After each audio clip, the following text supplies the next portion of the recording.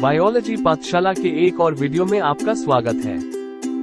इस वीडियो में हम चर्चा करेंगे कंपोनेंट्स ऑफ डीएनए और the basic structure of A DNA. जैसा कि हम सभी जानते हैं कि क्रोमोसोम्स पर स्थित जीन्स न्यूक्लिक एसिड्स और प्रोटीन से बने होते हैं। एक ऑर्गेनिज्म के बॉडी में दो प्रकार के न्यूक्लिक एसिड होते हैं, जो हैं एक डीएनए और डीऑक्सीराइबोस न्यूक्लिक एसिड, दो आरएनए और ribose nucleic acid. Nucleic acid की खोज पहली बार 1869 में एक स्विस बायोकेमिस्ट फ्रेडरिक मिसेचर ने की थी, जिन्होंने उन्हें एसिडिक नेचर के कारण न्यूक्लिन कहा था। न्यूक्लिक एसिड एक मैक्रोमोलेक्यूल है जिसे पॉलीमर भी कहा जाता है, जो न्यूक्लियोटाइड नामक कई मोनोमेरिक यूनिट से बना है। प्रत्येक न्यूक्लियोटाइड में एक न्यूक्लियोसाइड और एक फॉस्फेट ग्रुप होता है। इस प्रकार न्यूक्लियोटाइड न्यूक्लियोसाइड का फॉस्फोरिक एस्टर है।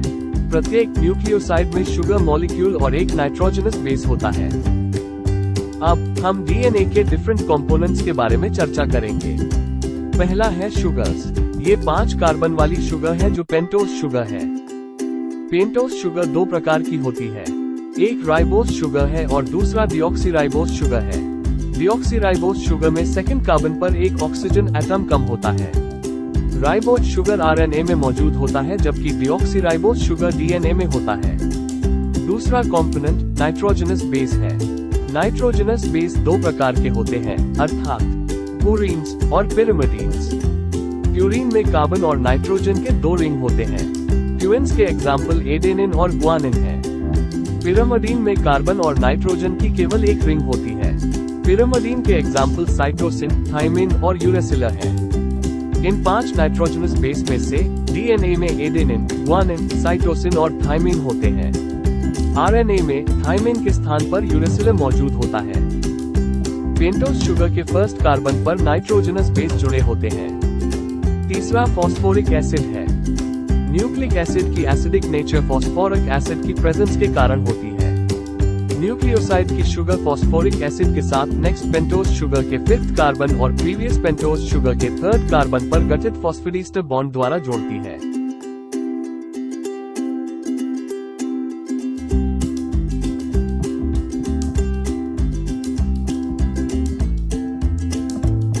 कई न्यूक्लियोटाइड मोनोमर यूनिट एक दूसरे से मिलकर पॉलीन्यूक्लियोटाइड चेन बनाती हैं। 2 एडजेसेंट न्यूक्लियोटाइड फॉस्फोडीस्टर बॉन्ड से जुड़े हुए हैं।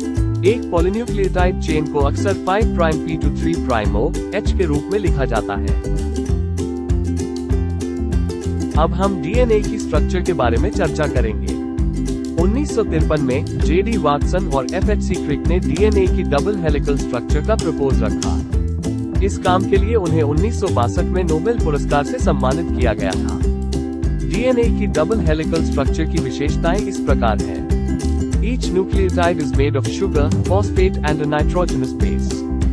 Many such nucleotides are linked by phosphodiester bonds to form a polynucleotide chain. मतलब each nucleotide, pentose sugar, phosphate और एक nitrogenous base से बना होता है। ऐसे कई न्यूक्लियोटाइड पॉलीन्यूक्लियोटाइड चेन बनाने के लिए फॉस्फोडीस्टर बॉन्ड द्वारा जुड़े होते हैं। Phosphodiester bonds are formed between 5' carbon of sugar of one nucleotide and 3' carbon of sugar of the next nucleotide। मतलब फॉस्फोडाइस्टर बॉन्ड एक न्यूक्लियोटाइड के 5' कार्बन शुगर और अगले न्यूक्लियोटाइड के 3' कार्बन शुगर के बीच बनते हैं। Nitrogenous base is attached to 1' carbon of sugar. At this place purine base is attached by its 9' position and pyrimidine by its 3' position। मतलब nitrogenous base 1' carbon sugar से जुड़ा होता है। इस स्थान पर प्यूरीन बेस अपनी 9' पोजीशन से और पिरिमिडीन को इसकी 3' पोजीशन से जोड़ा जाता है। Polynucleotide strand is made of backbone of sugar and phosphate forming its long axis and bases are attached at right angles। मतलब पॉलीन्यूक्लियोटाइड चेन शुगर और फॉस्फेट की बैकबोन से बना होता है, जिससे इसकी लॉन्ग एक्सिस बनती है और बेसेस राइट एंगल पर जुड़े होते हैं। Chargaff's rule states that in natural DNA as the base ratio A/T is always close to unity and the G/C ratio is always close to unity indicated that adenine always pairs with thymine and guanine pairs with cytosine and hence, the 2 polynucleotide strands are called complementary to one another। मतलब चार्गफ के नियम में कहा गया है कि natural DNA में base ratio A/T हमेशा 1 होता है और G/C रेशियो हमेशा 1 होता है। ये दर्शाता है कि एडेनिन हमेशा थायमीन के साथ जोड़े जाते हैं और ग्वानिन हमेशा साइटोसिन के साथ जोड़े जाते हैं, और इसलिए दो पॉलीपेप्टाइड चेन्स को एक दूसरे के कॉम्प्लीमेंट्री कहा जाता है। Two such complementary strands are joined with one another by hydrogen bonds between their complementary nitrogenous bases. There are 3 hydrogen bonds between cytosine and guanine and 2 hydrogen bonds between adenine and thymine. मतलब दो complementary strands एक दूसरे के साथ उनके complementary nitrogenous base के बीच hydrogen bond द्वारा जुड़ जाती हैं। साइटोसिन और ग्वानिन के बीच 3 हाइड्रोजन बॉन्ड होते हैं और एडेनिन और थायमीन के बीच 2 हाइड्रोजन बॉन्ड होते हैं। The two polynucleotide chains are helically coiled around the same axis in such a way that these can separate from one another only by uncoiling. मतलब दो polynucleotide chains एक ही axis के चारों ओर इस तरह से कॉइल्ड होती हैं कि ये केवल अनकॉइलिंग के द्वारा एक दूसरे से अलग हो सकती हैं। The two chains are anti-parallel, that is, they run in opposite directions in relation to their sugar molecules. Thus, 5' to 3' phosphodiester links of two strands are in opposite directions. मतलब दो चेन एंटी-पैरेलल हैं, वे अपने sugar molecule के relation में opposite direction में चलते हैं। इस प्रकार दो स्ट्रैंड्स के 5' से 3' फॉस्फोडीस्टर लिंक विपरीत दिशाओं में है। Double-stranded DNA molecule has a diameter of 20 angstrom, that is the distance between two polynucleotide strand is 20 angstroms. मतलब double-stranded DNA molecule में 20 एंगस्ट्रॉम का डायमीटर होता है, यानी दो polynucleotide strands के बीच की दूरी 20 एंगस्ट्रॉम होती है।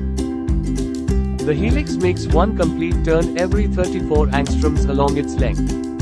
This is also called diameter of helix. मतलब हेलिक्स अपनी लंबाई के साथ हर 34 एंगस्ट्रॉम में एक कंप्लीट टर्न बनाता है। इसे हेलिक्स का डायमीटर भी कहा जाता है। There are 10 nucleotides per turn of helix. Thus the distance between two neighboring base pairs is 3.4 angstroms. मतलब हेलिक्स के प्रति टर्न 10 न्यूक्लियोटाइड्स होते हैं। इस प्रकार दो नेबरिंग बेस पेयर के बीच की दूरी 3.4 एंगस्ट्रॉम है। For more videos like this, please like and subscribe to this channel. Thank you.